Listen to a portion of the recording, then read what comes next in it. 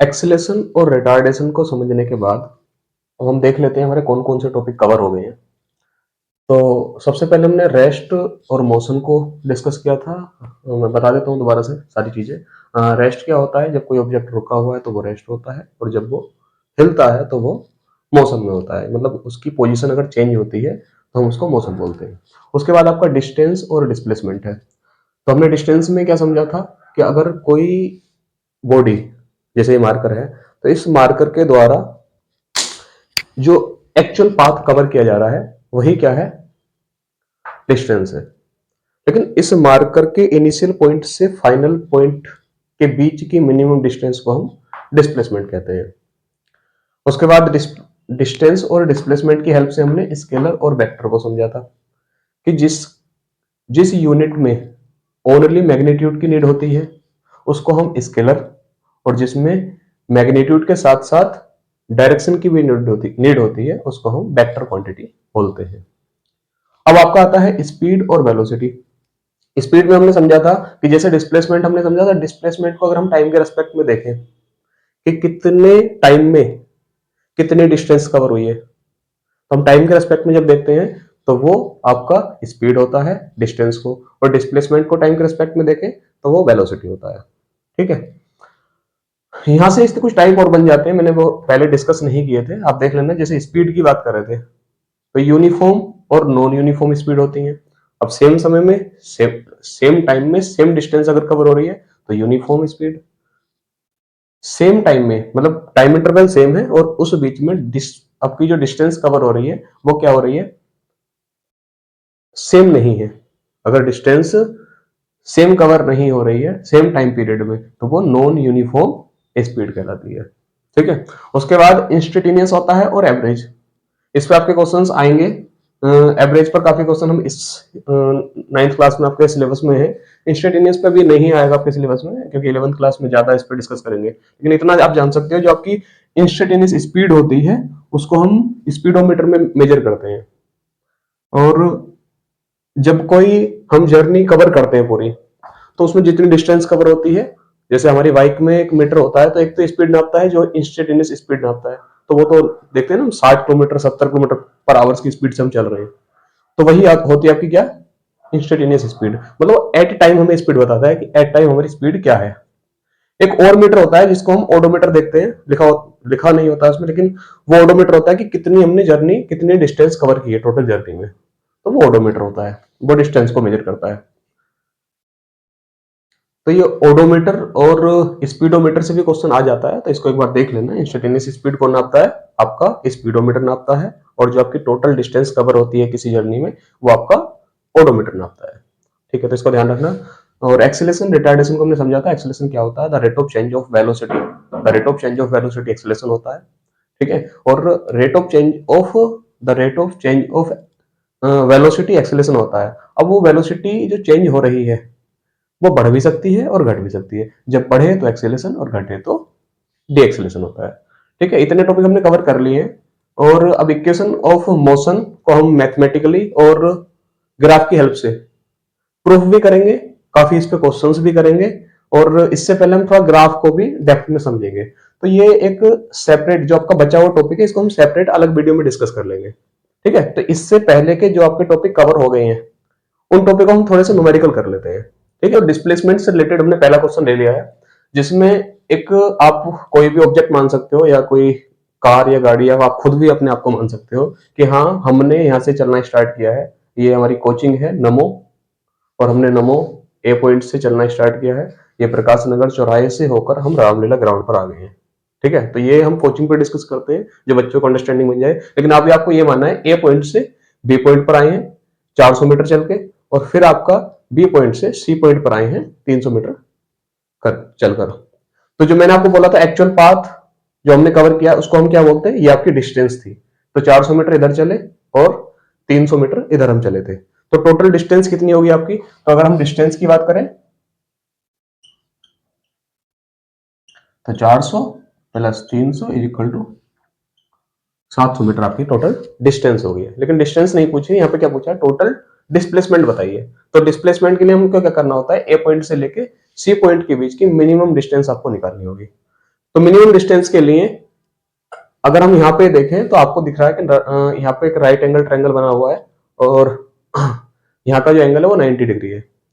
तो इस केस में आपको पता है कि नीचे वाले को हम बेस मानते हैं, इधर परपेंडिकुलर, और इसको हाइपोटेन्यूज मानते हैं। अगर ऐसी कोई कंडीशन बन जाती है तो अगर दो साइड्स अगर किसी भी ट्रायंगल की गिवन हो तो तीसरी हम निकाल सकते हैं। फॉर्मूला क्या होता है? फॉर्मूला को हम यहाँ पे क्या निकाल रहे हैं, इसको हम हाइपोटेन्यूज बोल दो या सीधा सीधा यही क्या आपका डिस्प्लेसमेंट है। तो ए से सी पॉइंट के मिनिमम, ए से सी पॉइंट के बीच की मिनिमम डिस्टेंस ही क्या है आपकी एच है, और वही डिस्प्लेसमेंट है। तो हम डिस्प्लेसमेंट निकालने के लिए क्या करेंगे, displacement is equal to H, और एच का फॉर्मूला क्या होता है, अंडर रूट में यहाँ पे आपका जो बेस है और जो आपका परपेंडिकुलर है इन दोनों का स्क्वायर का ऐड कर लेते हैं, P square plus V square. देखो पी का कितना है, पी है 400 मीटर। अब इनको जो है ना जीरो हटा के ले लो, भी आंसर आपका जब आएगा तो उसमें आप जीरो लगा लेना। पी कितना था आपका 400 था तो हमने 4 ले लिया है, 4 का स्क्वायर। वी कितना है 300 है तो हमने इसको 3 ले लिया है। सोल्व किया तो यहाँ पे आपका 16 और यहाँ पे आपका 9, 25 और फाइनली आपका कितना आ गया 5। और जो दो जीरो हमने यहाँ पे छोड़े थे दोनों जगह तो यहाँ लगा लेना। फाइनली आपका डिस्प्लेसमेंट कितना आ गया, 500 मीटर आ गया है। तो छोटा सा क्वेश्चन अगर आपको आएगा डिस्प्लेसमेंट निकालने के लिए तो डिस्प्लेसमेंट का ये क्वेश्चन आएगा, लेकिन मैंने इसमें कुछ चीजें और ऐड की हुई हैं क्योंकि मुझे यही क्वेश्चन से हमें क्या समझना है, स्पीड, वेलोसिटी, एवरेज स्पीड, इन चीजों को भी समझना है। ठीक है, तो आपका ये वाला पहला क्वेश्चन हो गया है और आपका जो डिस्प्लेसमेंट ए से लेके सी तक का आया वो कितना आया है, 500 मीटर आ गया है। ठीक है, उसके बाद क्वेश्चन दिया है कि if time A to B, अगर टाइम लगा है ए से बी तक पहुंचने में 25 सेकेंड, 25 सेकेंड, और बी से सी पर पहुंचने में जो टाइम लगा वो है 20 सेकेंड। तो अगर दोनों ये टाइम गिवन हो तो आपको पहले उनसे उसने पूछा है कि स्पीड बताइए ए से बी की और बी से सी की, तो अब इसी क्वेश्चन में स्पीड भी निकाल सकते हैं। तो यहां पे आप ए से बी की स्पीड निकालने के लिए जो स्पीड का फॉर्मूला लगाओगे, स्पीड का फॉर्मूला क्या होता है, speed is equal to distance upon time. तो स्पीड इज इक्वल टू जो फॉर्मूला होता है डिस्टेंस अपॉन टाइम। अब डिस्टेंस अपॉन टाइम, डिस्टेंस कितनी थी 400, टाइम कितना लगा है 25 सेकेंड, काटा तो 4 बार कटा और आपका आंसर कितना आ गया 16, क्योंकि 4 मल्टीप्लाई 4 कितने होते हैं आपके 16 मीटर पर सेकेंड। यूनिट भी चेंज करनी आपको नहीं पड़ेंगे क्योंकि एज इट इज यूनिट आपको ले लेनी है। ठीक है, तो ये आपकी स्पीड आ गई कौन सी, ए टू बी। अगर बी टू सी की बात करें तो बी से सी पॉइंट पर पहुंचने के लिए जो उसकी स्पीड थी, तो speed is equal to same formula distance upon time. Distance कितनी है यहाँ पे 300 मीटर है, टाइम कितना लगा 20 सेकेंड है, तो 300 अपॉन 25 मीटर पर सेकेंड। तो ए से बी की और बी से सी की आपकी क्या आ गई स्पीड आ गई है। तीसरा क्वेश्चन है एवरेज स्पीड बताओ। अब एवरेज स्पीड का फॉर्मूला क्या होता है, टोटल डिस्टेंस अपॉन टोटल, मतलब total distance upon total time. Total distance कितनी है, ए से बी तक 400 चला था, बी से सी तक टोटल कितना चला था 300 चला था, तो हमने निकाल ली थी टोटल डिस्टेंस आपकी क्या थी 700 थी। तो इसके लिए हम क्या करेंगे, टोटल एवरेज स्पीड के लिए फॉर्मूला लगेगा आपका total distance upon total time, और टोटल डिस्टेंस आपकी कितनी आई थी 700, टोटल टाइम जो लगा था आपको कितना लगा था 45 सेकेंड। डिवाइड करोगे आपका आंसर आ जाएगा, और आंसर को कर लेते हैं अभी सोल्व। तो ये 1 टाइम कटा और 45 से आप डिवाइड करेंगे तो यहाँ पे आपका बचेगा 0 बचेगा, 0 कर लिया, और यहाँ से आप इसको काटोगे तो समथिंग 5 टाइम जाएगा। ठीक है, तो 25 5 जा कितने होते हैं, फिर 25 बचेगा तो यहाँ पे फिर 5 आ जाएगा, तो समथिंग आपकी 15.5 मीटर पर सेकेंड आपकी इसकी एवरेज स्पीड आ जाएगी। तो आपने डिस्प्लेसमेंट निकाल लिया है, स्पीड निकाली है ए से बी की और बी से सी की स्पीड भी आपकी आ गई है। तीसरा आपका एवरेज स्पीड था, तो एवरेज स्पीड आपने निकाली है 15.5 मीटर पर सेकंड आपकी एवरेज स्पीड आ गई है। लास्ट क्वेश्चन है वेलोसिटी का। तो वेलोसिटी आसान है, वेलोसिटी का फॉर्मूला क्या होता है? Velocity is equal to displacement upon time. और यहां पे आपका डिस्प्लेसमेंट कितना है? डिस्प्लेसमेंट आपका आया था कितना? 500 मीटर। टाइम कितना लगा था? तो यहाँ पे टाइम कुछ ना कुछ गिवन होगा, हो सकता है दिया नहीं है, हम मान लेते हैं इन कुछ भी मान लेना, 10 सेकंड 5 सेकंड जो भी माना जाओ। तो 10 सेकंड का निकाल लेते हैं हम। 10 सेकंड में कितना इसको यहाँ से यहाँ तक पहुंचने में जो टाइम लगा था वो 10 सेकंड था। यहाँ पे हमने 10 लिया, तो 0 से 0 और यहाँ पे 5 के आगे आपका 50 मीटर पर सेकंड आपका वेलोसिटी आ गई है। ठीक है, तो इस टाइप से आप इस टाइप के क्वेश्चन करेंगे। एक ही क्वेश्चन में मैंने ज्यादातर चीजें ऐड कर दी थी ताकि आपकी अच्छे से अंडरस्टैंडिंग बन जाए। तो इसी टाइप के हम एक दो क्वेश्चन और करेंगे जिससे आपकी प्रॉपर अंडरस्टैंडिंग इन टॉपिक्स पर बन जाए। ठीक है, और दो आसान से क्वेश्चन बोर्ड पे लिखे हुए हैं, तो इनको भी एक बार देख लेते हैं। तो एक बस है और दूसरी एक कार है।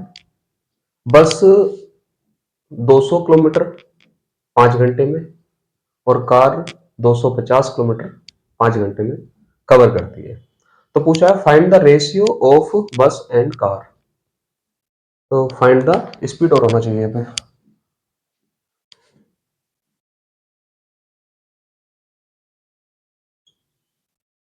ठीक है, क्वेश्चन में लिखने में छूट गया था। तो find the ratio of speed of बस एंड कार। तो बस और कार के बीच की स्पीड का रेशियो बताना है आपको। तो पहले तो आपको स्पीड निकालो। किलोमीटर में दी हुई आपको क्या डिस्टेंस, और टाइम में आवर्स में दिया, तो किलोमीटर पर आवर्स में आपकी स्पीड आ जाएगी। तो स्पीड का फॉर्मूला आपको पता ही क्या होता है, speed is equal to distance upon time. Distance कितनी आपकी 200, टाइम कितना है आपका 5,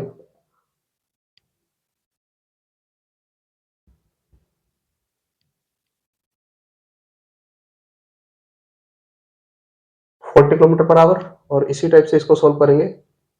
ये स्पीड किसकी आपकी बस की, तो स्पीड बस, ये स्पीड किसकी आपकी कार की, यहाँ पे कार लिखने के लिए सी लिख लेना। और आपका ये कितनी है 250 अपॉन में आपका 5 है, सोल्व करा 50 किलोमीटर पर आवर आ गया। रेशियो क्या होता है? रेशियो को हम जब पूछ रहा है बस और कार का रेशियो बताइए, तो रेशियो ऑफ बस अपॉन कार। बस का आपका क्या था, कार क्या थी आपकी 50। दोनों की स्पीड को हमने रेशियो में लिख लिया, एक दूसरे के अपॉन में लिख लिया। डिवाइड करेंगे तो क्या बचेगा आपका, तो रेशियो ऑफ बस और कार इज इक्वल टू 4/5। आप इस टाइप से बोल सकते हो या फिर आप इसको ऐसे ही बोल सकते हो, speed of bus, speed of bus ratio speed of car is equal to 4/5। ठीक है, इसी टाइप से दूसरा क्वेश्चन और दिया हुआ है। दूसरे क्वेश्चन में उसने बोला हुआ है कि, मैं समझा देता हूँ क्योंकि लैंग्वेज मैंने दोनों में से कोई से क्वेश्चन की नहीं लिखी है, तो लैंग्वेज आप मेरे साथ समझ लीजिएगा। कोई ऑब्जेक्ट है, वो ए पॉइंट से बी पॉइंट तक 10 किलोमीटर पर आवर्स की स्पीड से चल रहा है। बी पॉइंट से सी पॉइंट तक भी वो आपकी 10 किलोमीटर पर आवर्स की स्पीड चल रहा है। सी से डी तक भी वो 10 किलोमीटर पर आवर्स की स्पीड चल रहा है। और डी से ए तक भी वो 10 किलोमीटर पर आवर की स्पीड से चल रहा है। अगर ऐसा क्वेश्चन आपको आ जाता है, वो पूछ रहा है speed A to D explain करनी है आपको, और इधर आपको velocity A to D explain करनी है। तो अगर मैं पूछूं ए टू डी में आपकी स्पीड क्या रहने वाली है, तो देखो यहाँ स्पीड कितनी थी 10 10 10 10। तो आंसर क्या होगा 10 किलोमीटर पर आवर। क्या इसकी स्पीड हर पॉइंट पे, चलो मैं ए टू डी का तो छोड़ो, ए टू डी पर तो जीरो होगा, वो मैं बताऊंगा कैसे होगा। लेकिन हर पॉइंट की मैं ए से बी, बी से सी, सी से डी और डी से ए तक की बात करूं, तो क्या इसकी स्पीड सेम है? इसका आंसर तो क्या होगा फाइनली जीरो होगा, क्योंकि वो डिस्प्लेसमेंट अपॉन टाइम होता है। क्योंकि आपकी वेलोसिटी क्या होती है, डिस्प्लेसमेंट अपॉन टाइम। और डिस्प्लेसमेंट कितना है यहाँ पे, अगर आप डिस्प्लेसमेंट देखो तो डिस्प्लेसमेंट कितना है, ए से चला था और घूम के ए पर ही आ गया है। तो डिस्प्लेसमेंट तो जीरो है। टाइम कितना लगा है, टाइम मैटर नहीं करता, टाइम कुछ भी हो सकता है, टाइम को हमने टाइम ही रहने दिया, और अगर आंसर देखे तो क्या आ रहा है आपका, जीरो ही आ रहा है। लेकिन मैं अगर बात करूं कि ए से बी और बी से सी, इन दोनों पॉइंटों के बीच में क्या इनकी वेलोसिटी सेम रहेगी, तो इन दोनों पॉइंटों के बीच में वेलोसिटी सेम नहीं रहेगी। आपको लग रहा है कि 10 किलोमीटर पर आवर यहाँ भी है और 10 किलोमीटर पर आवर यहाँ भी है, तो बेटा आपका जो वेलोसिटी होता है, तो हम वेलोसिटी को बी वेक्टर लिखते हैं। वेक्टर का मतलब क्या होता है, उसमें डायरेक्शन के साथ, मैग्नीट्यूड के साथ साथ डायरेक्शन भी मैटर करती है। तो बेटा इसका 10 जो है वो इधर की तरफ है और इसका 10 आपका अलग डायरेक्शन में है, तो इन दोनों की डायरेक्शन क्या हो जाएगी, अलग अलग डायरेक्शन हो जाएगी। ये डायरेक्शन अलग है, ये डायरेक्शन अलग है, और जहां डायरेक्शन अलग हो तो मैग्नीट्यूड सेम होगा, लेकिन आपकी डायरेक्शन क्या है, अलग है। तो इस केस में हम बोलेंगे कि ये दोनों वैल्यू सेम नहीं है। तो वेलोसिटी आप ये लिख सकते हो कि not same between point A to B and B to C. तो ध्यान रखना, इस टाइप के काफी क्वेश्चन रहते हैं। सर्कल पे क्वेश्चन आते हैं, मैं अभी नेक्स्ट क्वेश्चन सर्कल पे ही लेने वाला हूँ। तो सर्कल पे जो क्वेश्चन आते हैं वो भी आपके इसी टाइप के आते हैं। तो अगर सर्कल में देखो कोई आपकी, आपने सुना होगा, वो देखा होगा आपने, मेले वगैरह में होता है ना मौत का कुआं, तो मौत के कुएं में गाड़ी गोल गोल घूमती रहती है। तो अगर हम बोले कि उसकी स्पीड एक कांस्टेंट स्पीड, उसने जो ड्राइवर है जो गाड़ी चला रहा है उसके अंदर घुमा रहा है, तो उसने स्पीड को कांस्टेंट कर दिया कि हाँ 20 या 40 या 60 जो भी स्पीड है उसने फिक्स कर दिया कि 60 की स्पीड पे ही वो घूम रहा है। तो क्या उस केस में वेलोसिटी सेम रहेगी, नहीं रहेगी, क्योंकि उसकी डायरेक्शन आपकी रेगुलर क्या हो रही है, चेंज हो रही है। तो उस केस में हम बोल सकते हैं कि जब वो गोल गोल घुमा रहा है, तो इस टाइप का होता है ना मौत का कुआं, और ये गाड़ी है और ये गाड़ी गोल गोल घूम रही है इस टाइप से इसमें, तो यहाँ पे उसकी स्पीड 60 की है, तो 60 की स्पीड से रेगुलर घूमे जा रहा है, तो उसकी स्पीड इस केस में क्या रहेगी, सेम रहेगी। लेकिन अगर बात वेलोसिटी की करें तो वेलोसिटी हर सेकंड में उसकी चेंज हो रही है, क्योंकि डायरेक्शन हर सेकंड में उसकी चेंज हो रही है। इस टाइप के क्वेश्चन आपको आएंगे, कंफ्यूजन नहीं होना चाहिए, क्योंकि आप डायरेक्शन के बिहाफ पे आप क्लियर रखना अपनी चीजें, ठीक है। एक और इंपॉर्टेंट क्वेश्चन है जो बोर्ड पे लिखा हुआ है, पढ़ लेते हैं पहले क्वेश्चन में क्या क्या गिवन है। An athlete completes a round on a circular track of diameter 210 meter in 20 second, calculate the following. अच्छा, क्वेश्चन में जो गिवन है पहले उसको हम समझ लेते हैं क्या क्या दिया हुआ है। उसने सबसे पहले बताया कि एक सर्कुलर ट्रैक पे एक एथलीट क्या कर रहा है, दौड़ रहा है, ठीक है, जिसका डायमीटर दिया हुआ है, डायमीटर मतलब आपका टोटल बीच की जो डिस्टेंस है, डायमीटर जो होता है वो रेडियस का डबल होता है ना, तो ये कितना दिया हुआ है, 210 दिया हुआ है, तो इसकी रेडियस कितनी होगी, 105 हो गई है, ठीक है, जो क्वेश्चन में अब तक। और वो कंप्लीट जो कर रहा है एथलीट, मैंने माना एथलीट का ये पॉइंट क्या है, ए पॉइंट से वो चलना स्टार्ट करता है, जो ट्रैक को पूरा ट्रेवल करके आता है, तो उसको जो टाइम लग रहा है वो टाइम कितना है, 20 सेकेंड। ए टू बी की डिस्टेंस 210 मीटर, और उसकी रेडियस आपकी कितनी हो गई, 105 मीटर हो गई है। और जब उसको टोटल टाइम लगता है कवर करने में, तो टाइम है आपका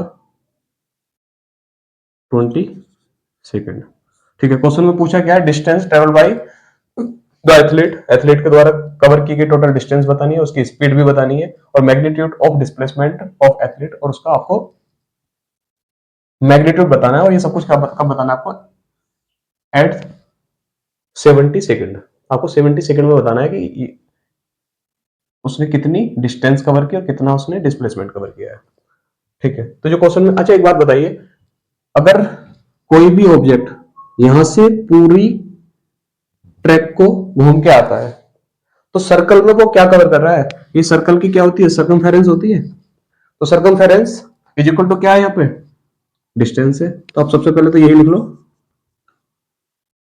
डिस्टेंस इज इक्वल टू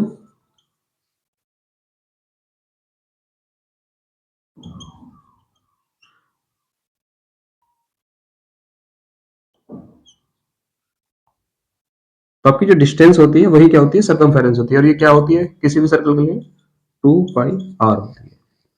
तो अगर आप ये वैल्यू पुट करेंगे तो आर की वैल्यू ही पुट करनी है, और आपका क्या निकल के जाएगा, आपकी डिस्टेंस, तो पहला क्वेश्चन तो आपका हो जाएगा इजीली। निकाल लेते हैं, 2 पाई आर, 2 यही रहेगा, पाई की वैल्यू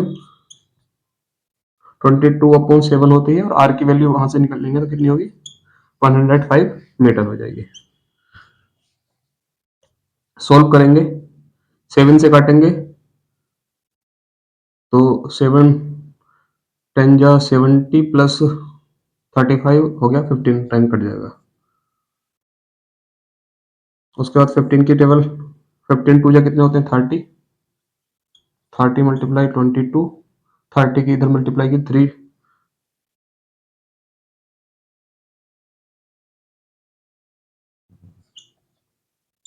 फाइनली आपकी डिस्टेंस जो आ गई है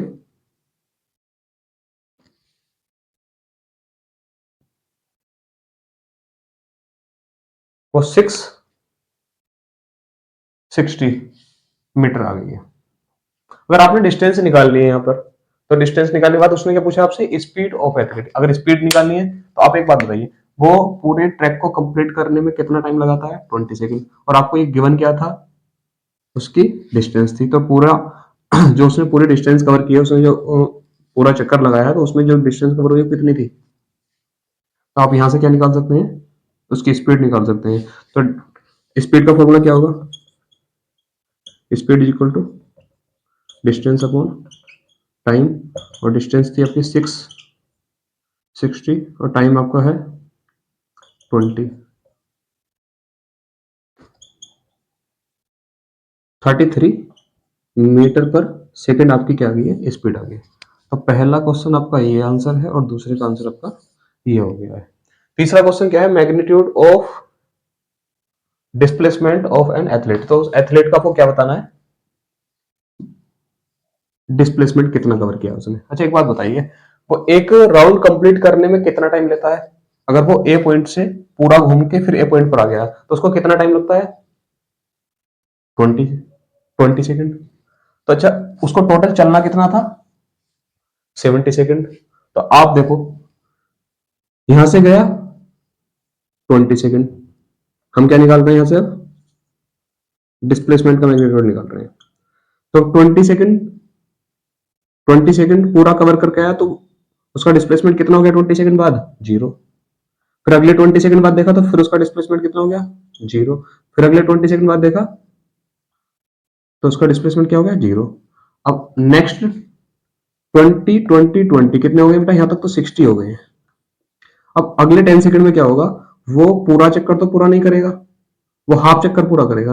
अब वो ए से चला है और यहां तक आएगा, तो जब वो यहां से यहां तक आएगा तो उसने कितना कवर किया है नेक्स्ट 10 सेकंड में, तो वो डिस्टेंस होगी आपकी कितनी, आपके डायमीटर की इक्वल होगी, क्योंकि initial point and final point के बीच की डिस्टेंस ली जाती है, तो वो कितनी होगी 210। ठीक है, तो यहाँ 60 सेकंड का जो उसका डिस्प्लेसमेंट है वो तो आपका जीरो आ जाएगा, और प्लस अगले 10 सेकंड में जो कवर किया उसने वो कितना है 210 है, तो उसका फाइनल डिस्प्लेसमेंट कितना जाएगा,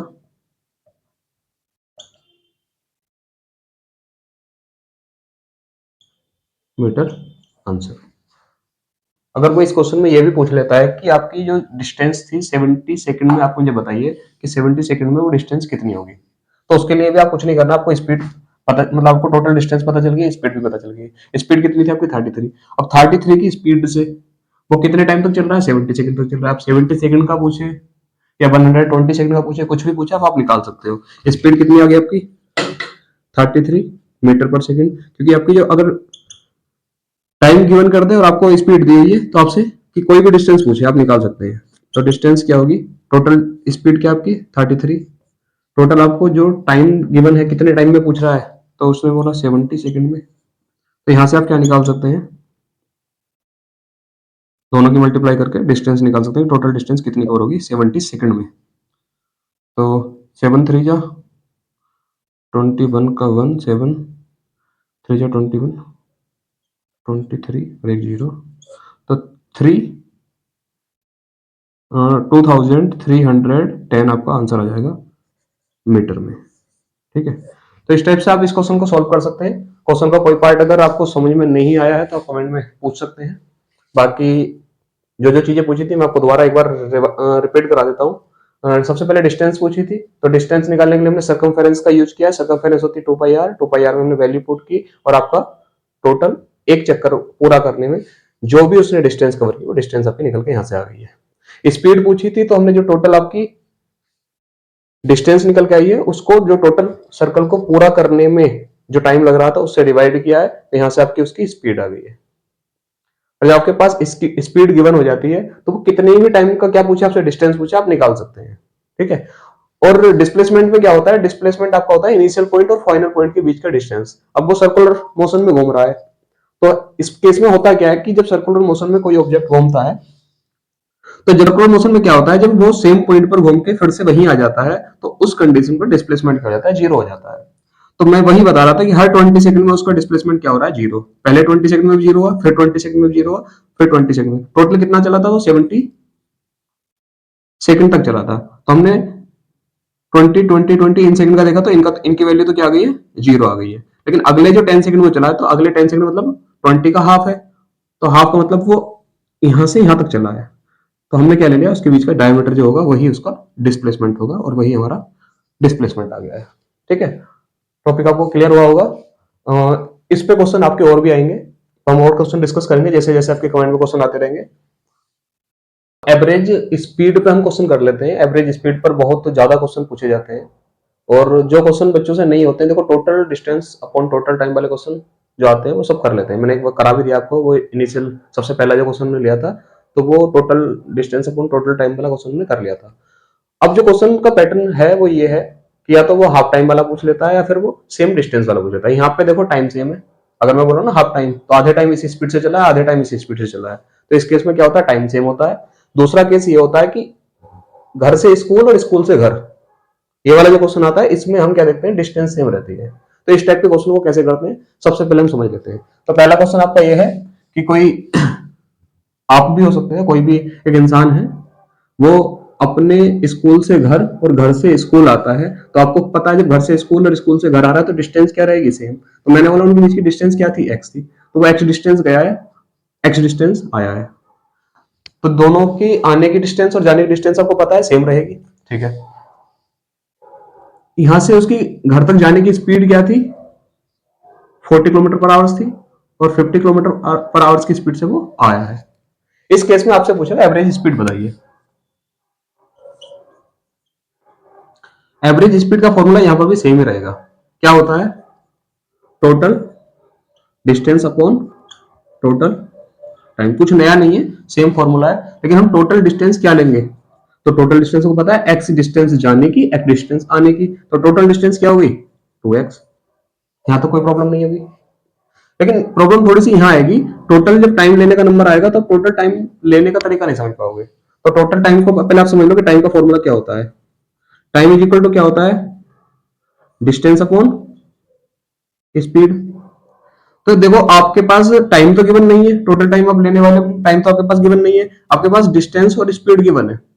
तो इस केस में हम क्या लेंगे, जो टाइम हमारा आएगा वो हम यहां से निकाल लेंगे। तो इस वाले केस का टाइम अलग आने का और जाने का टाइम अलग। तो आने जाने का जो टाइम होगा आपका वो हम फॉर्मूले की हेल्प से निकालेंगे इस वाले केस से। अच्छा मैं बोलूं टाइम वन, यहां से स्कूल से घर जाने का जो आपका क्या था, टाइम वन था, वो कितना होगा, यहाँ पर 40 किलोमीटर था, डिस्टेंस एक्स थी और जो स्पीड थी कितनी थी, स्पीड आपकी 40 किलोमीटर पर आवर्स थी। दूसरे केस में टाइम टू क्या होगा, ये तो क्या था, घर तक जाने का था, फिर घर से स्कूल आने का क्या था, वो भी सेम ही रहेगा। वो क्या हो जाएगा आपका एक्स अपॉन 50। तो ये दो टाइम आ गया आपका, ये तो टाइम वन और टाइम टू। अगर आपके पास दोनों टाइम गिवन है तो जो टोटल टाइम होता है, तो टोटल टाइम क्या होगा, इन दोनों का टोटल, ये वाला टाइम प्लस ये वाला टाइम। तो यहाँ पे हम टोटल टाइम इन दोनों का टोटल लिखेंगे, क्या लिखेंगे, x upon 40 plus x upon 50। अब आपको ये कैलकुलेशन करनी है, आपकी एवरेज स्पीड आ जाएगी। करके देख लेते हैं। सोल्व किया, 2x, इसको इधर 200 इनका एलसीएम आएगा और यहाँ पे आपका 5x प्लस 4x अपॉन 200, 200 घूम के ऊपर आ जाएगा, 2x मल्टीप्लाई 200 अपॉन में नीचे क्या है 9x, x से x कटा है और यहाँ से सोल्व करके आएगा 400, 400 अपॉन 9 काटेंगे तो 4 टाइम कटेगा 9 4 जा 36, फिर बचा तो कितना सेम बचा 4 बचेगा, फिर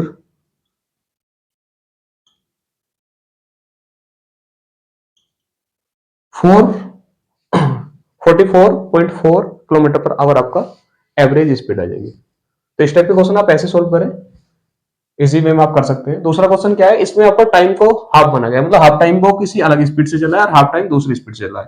तो वो एक पॉइंट से, वही घर से स्कूल मान सकते हैं आप, होम से स्कूल, तो घर से स्कूल वाली कहानी, तो वो घर से स्कूल तक जाता है और उसके बीच में कोई शायद दुकान पड़ती है, शॉप पड़ती है ना, तो वो शॉप पर रुकता है। तो यहाँ से शॉप तक तो वो 50 की स्पीड से गया, और शॉप से आगे वो किसी स्पीड से गया है, वो 20 की स्पीड से गया। तो 50 की स्पीड से पहले गया, फिर 20 की स्पीड से गया। इन वाले क्वेश्चन को कैसे करेंगे, तो फॉर्मूला वही रहेगा same, average speed is equal to total distance upon total time.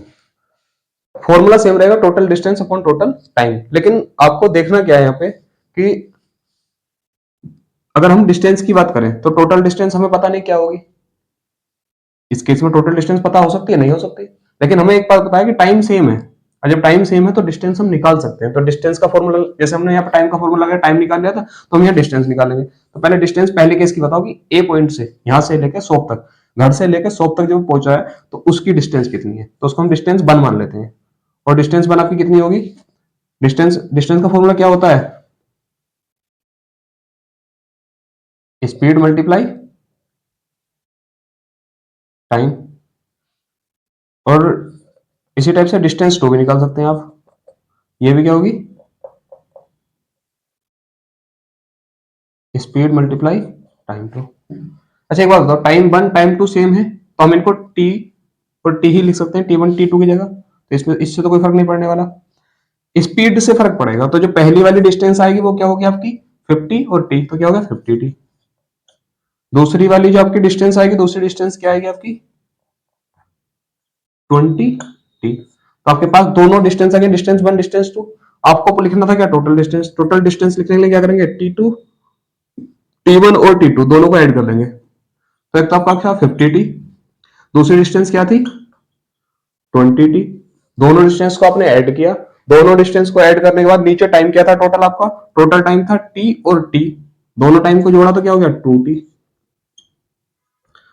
अब 50t और 20t दोनों मिलकर कितने हो गए 70t, 70t अपोन में क्या है 2t, और t से t कट गया, इससे इसको काटा 35। आपकी एवरेज स्पीड कितनी आ गई 35, और 35 किलोमीटर पर आवर्स। आसान है, इस टाइप से आप क्या निकाल सकते हैं, एवरेज स्पीड निकाल सकते हैं। तो एवरेज स्पीड के जो नॉर्मल क्वेश्चन आएंगे वो आप इजीली कर लेंगे। अगर क्वेश्चन कॉम्प्लिकेटेड आएगा तो वो इस टाइप का आएगा, और आप देख के सॉल्यूशन देख के आप समझ सकते हैं कि कॉम्प्लिकेटेड नाम की कोई चीज है नहीं इसमें, आप इजीली इसको कर सकते हैं।